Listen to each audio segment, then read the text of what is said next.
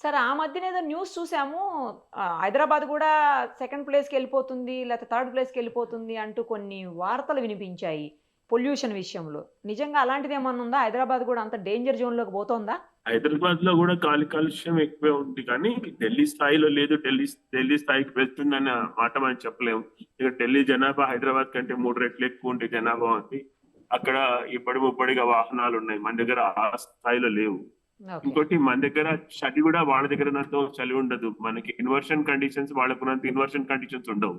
హుహు. అట్లాగే మనకి చుట్టుపక్కల ప్రాంతాల్లోంచి పంట వ్యర్థాలు తగలబెడితే వచ్చే దుమ్ము, ధూళి అవి అవి మనకి వచ్చే అవకాశం లేదు.